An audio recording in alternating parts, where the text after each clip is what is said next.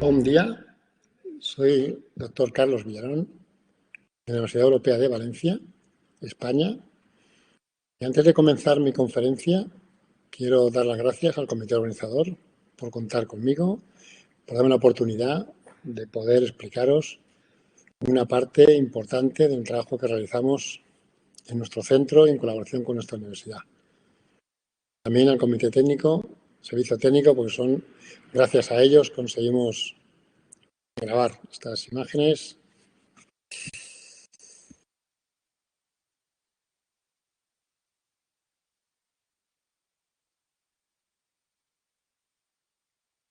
Buen día, soy el doctor Carlos Villarón, de la Universidad Europea de Valencia, España. Antes de comenzar, quiero dar las gracias al comité organizador por contar conmigo en este tercer meeting internacional de estética y terapias integrativas. El tema mío de la ponencia va a ser el ejercicio físico terapéutico como regulador del peso corporal. Y vemos el índice de los puntos que vamos a tratar. En principio, haremos una breve introducción, luego haremos un abordaje terapéutico de las técnicas más utilizadas para reducir los temas de obesidad y sobrepeso. Centraremos nuestro trabajo en el ejercicio físico, veremos los últimos estudios científicos que nos dicen para estos temas y luego al final pondremos unos pequeños vídeos muy cortitos con unos ejemplos prácticos. ¿Por qué es tan importante el tema del ejercicio físico para obesidad y sobrepeso? Bueno, estamos viendo que últimamente tanto mujeres como hombres y sobre todo como niños está aumentando los índices de obesidad infantil de forma tremenda en prácticamente todo el mundo. ¿Y cuál es la causa más habitual? Como es de esperar, una de las causas más importantes es la mala alimentación. Cómo comemos, qué cosas ingerimos, en qué horarios, pero también es muy importante que últimamente hay una vida sedentaria muchísimo mayor que hace unos años. Y vamos a ver la evolución, la peor que hemos tenido en los últimos años. Vamos a ver unos datos de obesidad y sobrepeso.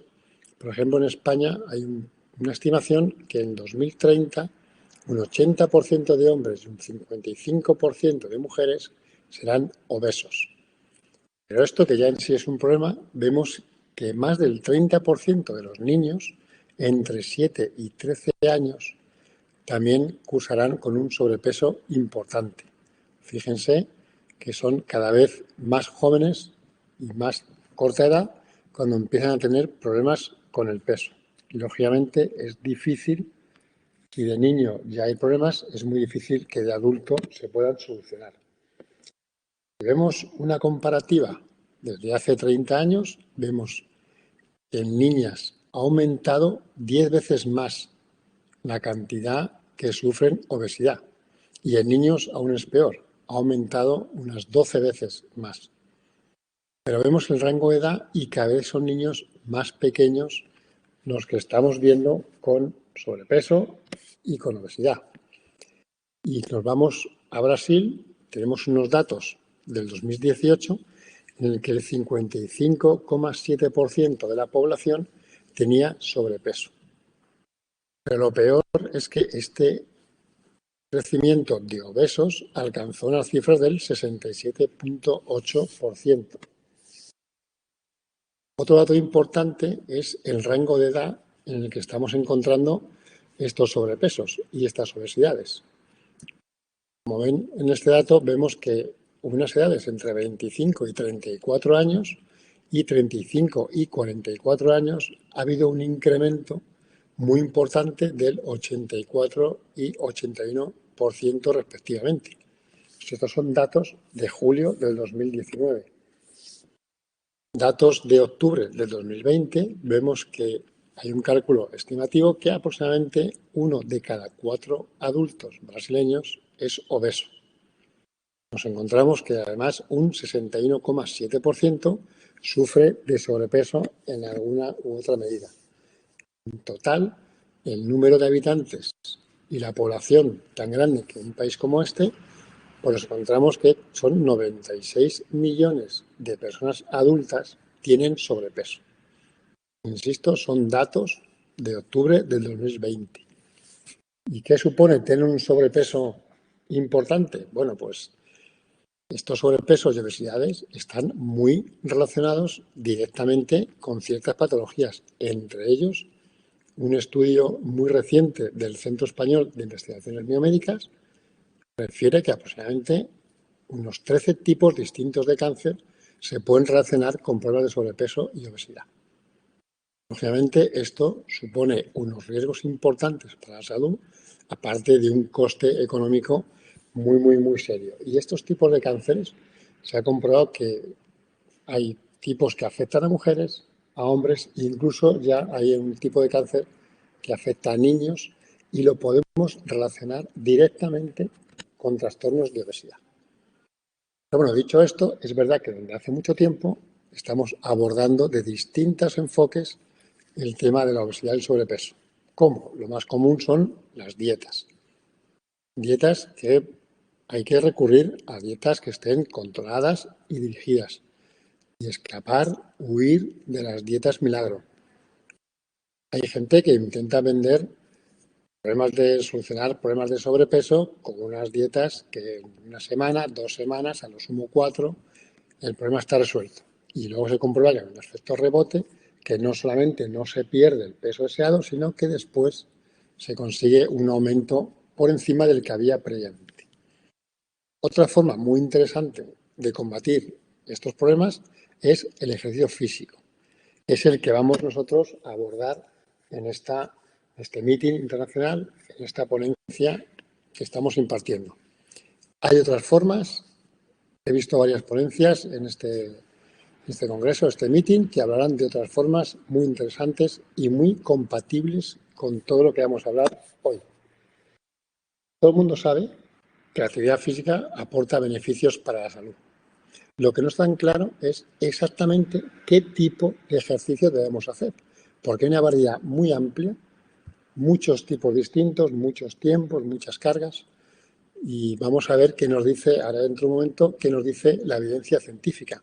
La OMS simplemente recomienda hacer ejercicio 3 veces por semana con un tiempo de unos 45 minutos aproximadamente. Vamos a ver la evidencia que nos dice. En cuanto al tema genético, es cierto que mucha gente piensa que si tiene unos familiares con sobrepeso o con obesidad, esta persona va a ser irremediablemente obesa y no hay forma de solucionarlo. Bueno, pues la evidencia nos dice que las personas, además que tienen una genética que determina ese exceso de peso, son las que tienen menos hábitos saludables. Lo cual quiere decir que si de verdad estás convencido de que tienes un sobrepeso de forma genética, además te cuidas mucho menos. Por lo que es cierto que tendrás un sobrepeso importante. No tanto por la genética, sino por el mal cuidado que estamos haciendo. Porque se ha podido comprobar, un estudio del 2016, que el ejercicio físico reduce hasta un 75% esa predisposición genética para la obesidad. Por lo tanto, si nos cuidamos y hacemos ejercicio, ese rol de obeso que teníamos de forma genética desaparece hasta un 75%, que es un dato, entiendo, que muy importante. Pero claro, comenzar a hacer ejercicio para sobrepeso o para cualquier otro objetivo que tengamos requiere de una fuerza de voluntad importante, sobre todo al principio. Todo el mundo que va a empezar a hacer una práctica deportiva de la forma que sea, es cierto que al principio cuesta y muchas veces no estamos dispuestos a volver y te lo piensas mucho y cuesta de verdad. Entonces, ¿cuántos días hacen falta de hábito continuo, de fuerza de voluntad, para que esta fuerza de voluntad se convierta en un hábito, en una necesidad y lo hagamos con total ganas? Pues fijaros, para conseguir esto hace falta 66 días, igual es mucho, son más de 2 meses. Entonces, las personas que tengamos en nuestro grupo de trabajo, esto hay que explicárselo. no va a ser cuestión de 15 días conseguir que tengas una buena adherencia al ejercicio. Requiere de un esfuerzo continuado de unos 66 días de media. Todo el mundo sabe que es bueno ejercicio, que es bueno andar, que es bueno subir escaleras, pero esta imagen que tenemos aquí es un fiel reflejo de lo que pasa realmente. Si tenemos que subir unas escaleras y tenemos la posibilidad de hacerlo en escaleras mecánicas, la inmensa mayoría de la gente utilizará la forma mecánica y no las escaleras paso a paso. Como os comentado antes, es cierto que cualquier ejercicio mejora esta composición corporal. Evidentemente, no. Absolutamente no. Tenemos que adecuar el tipo de ejercicio a la persona que tenemos delante y, sobre todo, muy importante, a los objetivos que queramos conseguir. Eso es lo más importante. ¿Y de qué depende? Pues depende de la eficacia y, sobre todo, de la dosificación. Aquí tenemos un estudio muy interesante, con 348 sujetos de muestra, un estudio que duró 12 meses y lo que se hizo es ver a nivel prospectivo qué relación tenemos entre los diferentes tipos de ejercicio y la composición corporal. Quiero decir, cómo funciona el ejercicio, cómo responde el sujeto en función de su composición corporal. No todos los ejercicios funcionan exactamente igual. Aquí tenemos los resultados, las conclusiones muy interesantes. Dividieron el tipo de ejercicio en dos grandes rangos. Por un lado, ejercicio aeróbico, por otro lado, ejercicio de resistencia y de fuerzas. Vieron que el ejercicio aeróbico por sí solo no afectaba en absoluto al peso de la gente que estaba obesa. Sí que tenía algún tipo de efecto menor a las personas con sobrepeso. En cambio, pudieron comprobar que el ejercicio de resistencia, de fuerza, de alta intensidad, producía una reducción considerable de la masa grasa en todos los niveles, tanto obesos, sobrepeso y personas con normopeso, les mantenía un estado óptimo de masa grasa. Y además, como es fácil de entender, aumentaba la masa muscular, la masa magra. ¿Cómo podemos diseñar un tipo de ejercicio con estos objetivos? Pues muy importante la prescripción que hagamos de ejercicio. Muy importante la dosificación que utilicemos. Y muy importante la intensidad. ¿Y de qué depende esta prescripción? Bueno, depende de muchas cosas, distintos factores. Pero muy importantes son la aptitud y la actitud de estas personas. Tenemos que adecuar el tipo de ejercicio a las condiciones y a las necesidades que tenga cada uno. No es igual un tipo de ejercicio a una persona que nunca ha hecho ninguna práctica deportiva o a una persona que durante mucho tiempo en su vida ha realizado cualquier tipo de actividad. Lógicamente, la destreza, la coordinación, la capacidad de esfuerzo va a ser muy distinta de una persona a otra. Dentro de esto vamos a diseñar tipos de ejercicios. Tenemos aeróbicos, tenemos anaeróbicos y tenemos de fuerza, como ya hemos comentado antes. Sabemos que el anaeróbico de fuerza se comporta mucho mejor de cara a reducir peso que el aeróbico simplemente. Pero es cierto que quizás para que los pacientes que inician una práctica deportiva que no es algo habitual para ellos, debamos de empezar con un poquito de ejercicio aeróbico y no tan aeróbico al principio, porque es verdad que es menos tolerable y el que no tenga un hábito completo, interesante de este esfuerzo, quizás pierde la adherencia y dejan de actuar en este sentido porque se ven realmente incómodos. La prescripción también va a depender mucho de los objetivos. ¿Quién debe marcar los objetivos? Es muy importante que el objetivo lo marque el sujeto. ¿Qué quieres conseguir? ¿Qué buscas con este tipo de terapias? ¿Qué es lo que más te molesta de tu peso? Perfecto, ellos tienen que decidirlo. Nosotros estamos para guiarlos. Busquemos objetivos a corto, medio y largo plazo, porque un objetivo inalcanzable también va a conseguir que esa persona desista en su intento, porque no verá cumplidos los objetivos. Ellos deciden, nosotros orientamos. También hay que tener cuidado en las precauciones. Ya he comentado antes que nos encontramos con gente que no ha hecho nunca ninguna práctica deportiva. Por lo tanto, esa destreza, esa facilidad de realizar cualquier tipo de actividad está bastante mermada y se pueden producir lesiones por mala praxis deportiva. Mucho cuidado. Y por otra parte, que yo acabe los factores de riesgo. Todas las personas con obesidad, con sobrepeso, tienen un alto riesgo de padecer otro tipo de patologías, ya sean relacionadas con la glucosa, relacionadas con colesterol, etcétera, etcétera. Entonces, mucho cuidado cómo sometemos, a qué nivel de estrés a este tipo de personas. Y aquí entramos a incluir el tema de la dosificación. ¿Cuánto debe durar cada sesión? ¿Cuántas sesiones semanales debemos hacer? ¿Debemos trabajar siempre pensando en la frecuencia cardíaca máxima? Es una buena posibilidad. ¿Cómo hacemos la frecuencia cardíaca máxima?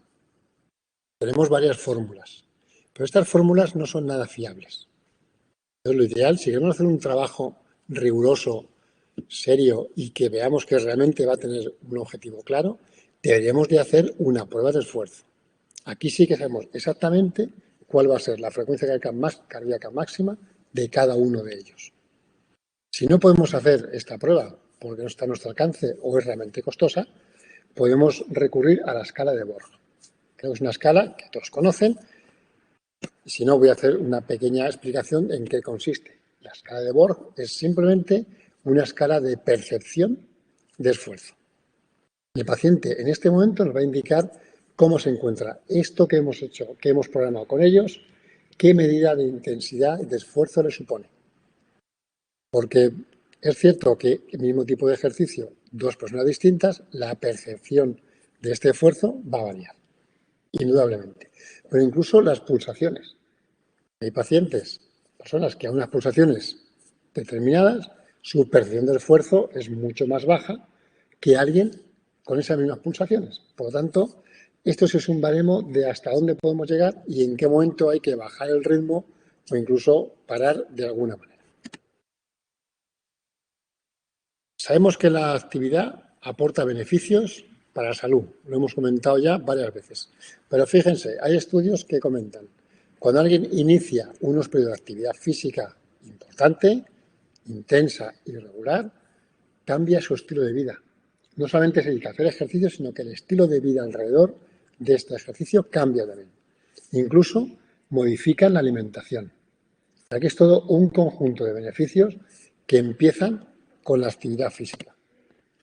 Pero, ¿qué tipo de ejercicio debemos hacer? ¿Qué tipo de ejercicio es más interesante? Vamos a hacer un pequeño recuerdo histórico. Hace no mucho tiempo, el ejercicio que se proponía y se promovía para este tipo de terapias era el ejercicio aeróbico. ¿Por qué? Porque era muy sencillo. Era un ejercicio aeróbico que movía grandes masas musculares y un ejercicio consistía, por ejemplo, en caminar más o menos vigorosamente, con más o menos intensidad. O podíamos coger bicicletas. O el que tuviera cerca un espacio para esto, hacer natación. Eran actividades con muy poquito riesgo, muy económicas y muy sencillas de realizar. Cualquiera se puede poner a andar unas zapatillas, un material deportivo más o menos discreto y se puede empezar a hacer este tipo de ejercicios. Pero estamos viendo que a medio y largo plazo no eran efectivas. Al principio, el periodo de activación parece ser que sí. Gente con un pequeño sobrepeso se podía normalizar, pero con sobrepeso importante y obesos no era una terapia que consiguiese reducir ese volumen de peso. ¿Cómo debe ser el ejercicio para controlar el peso corporal? Sobre todo debe ser personalizado. Estamos todo el tiempo comentando la importancia que tiene diseñar una terapia exclusiva para cada sujeto. Cada sujeto tiene sus propias necesidades, sus propias características y así hemos de diseñar la terapia. Y dirigido, sobre todo al principio, hay que dirigirlo. Tenemos que marcar los tiempos, marcar intensidades, marcar la práctica deportiva, el gesto deportivo. Y para eso es importante tener cerca un buen profesional que los oriente. ¿Qué tipo de ejercicio tenemos que realizar? Tiene que ser un ejercicio muy sencillo, que dure poco tiempo, que sea motivante y, sobre todo, que sea eficiente. Si el deportista no ve un buen resultado, lo va a abandonar. Sobre todo, lo que todo el mundo busca son fines estéticos. Fines estéticos es lo básico. Y también cuando hay una patología, una lesión por medio, pues que duda cabe que buscamos un ejercicio funcional. Tenemos que huir del exceso de motivación. Cuando planteamos estas cosas a nuestros deportistas, es fácil que en principio digan, yo voy a hacer, que son 3 días, yo voy a hacer 7. Que es 30 minutos, voy a hacer 60. Hay que subir escaleras, yo voy a subir colgado de una mano, como vemos en la imagen. Hay que huir de todas estas emociones. Y hay que buscar, lo más importante es la adherencia al ejercicio. Tenemos varios factores que influyen en este ejercicio. Pero es muy importante, como hemos dicho antes, factores personales, ambientales, el tipo de programa. Sobre todo, ejercicio sencillo al principio, que lo pueden hacer en casa, que dure poco tiempo, que incluyan una buena motivación estética. Y aquí surge con todo esto un nuevo paradigma de ejercicio físico y terapéutico, que es lo que se han llamado los HIIT. Los HIIT son, ni más ni menos, ejercicios, como su nombre indica, High Intensity Interval Training. ¿Y en qué consiste? Pues consiste en intervalos cortos, altas intensidades y con descanso total o casi entre las series.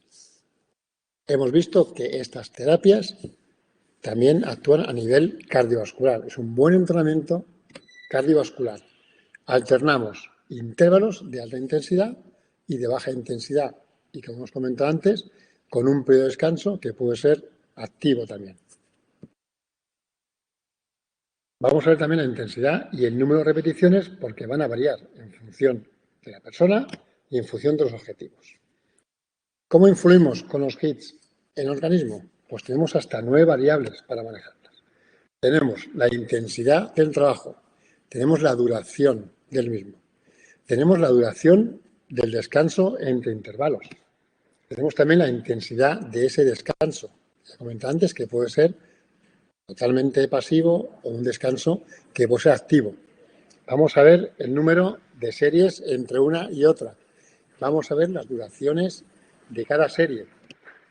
Vamos a ver el descanso entre series también. Incluso vamos a manejar la intensidad de ese descanso. Y por último, la modalidad de trabajo que hagamos, que esa parte es muy importante para poderlo combinar todo lo que hemos comentado anteriormente. Se ha visto que estos HIIT tienen varios efectos positivos en el organismo. Primero, favorecen el aumento de la masa muscular. Se ha comprobado que aumentan la resistencia más rápido que los propios entrenamientos de resistencia. Se ha comprobado también que tiene un efecto de quemar grasa sin perder, incluso aumentar la grasa muscular. Y por último, hemos comprobado que el cuerpo consume calorías y quema grasa incluso horas después de haber realizado este entrenamiento. Lógicamente, con todo esto que estamos viendo ahora, vemos que es un ejercicio muy, muy interesante porque aumenta el consumo de la glucosa y mejora esa sensibilidad a la insulina.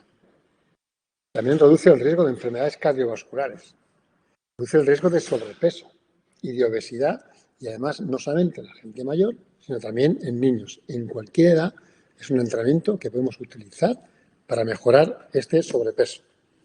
Reduce el riesgo de desarrollar diabetes, de hipertensión, de colesterol. Todos estos factores de riesgo que hemos comentado hace un momento se ven beneficiados a la hora de aplicar este tipo de ejercicio. ¿De cuántas partes consta? Bueno, de 3 básicamente. Los tiempos sí que van a variar mucho. Tenemos que realizar una parte de calentamiento, que va a oscilar entre 5 y 10 minutos, luego un trabajo efectivo entre 15 y 25 y por último una vuelta a la calma, que también será igual que el calentamiento, de unos 5 o 10 minutos. Ejemplos que podemos realizar. Se puede hacer un ejercicio de poca intensidad, sobre todo al principio, gente que esté empezando a meterse en estos tipos de trabajo, se puede hacer intensidad media o incluso de altas intensidades. Vamos a poner unos ejemplos de cómo sería cualquier tipo de ejercicio relacionado con esto. Vamos a ver unos vídeos de unos 30 segundos cada uno y, por ejemplo, podemos realizar un ejercicio con cargas directas integremos grandes grupos musculares y prácticamente la totalidad del cuerpo se pone en marcha. Vamos a verlo.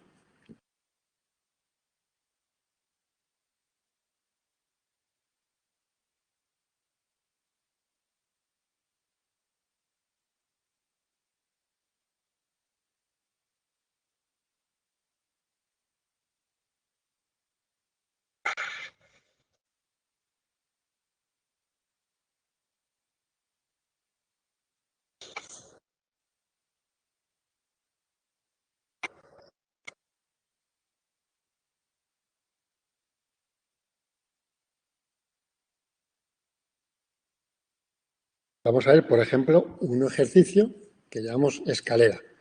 Aquí el ejercicio es combinar con la velocidad de piernas y en función de la destreza de cada uno de los pacientes o sujetos le daremos una intensidad u otra.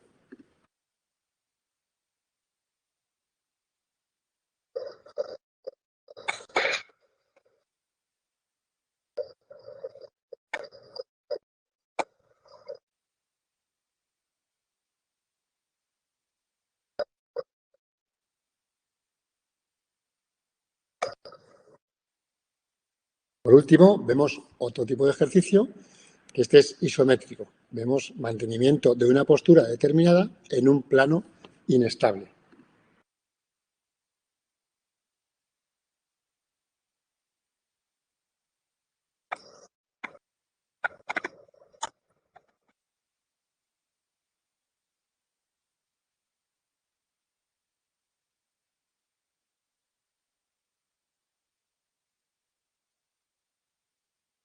Bueno, moito obrigado pela atención. Espero que hayan aprendido bastante de esta ponencia y no estén tan cansados como la persona de la foto que tenemos aquí. Muchas gracias.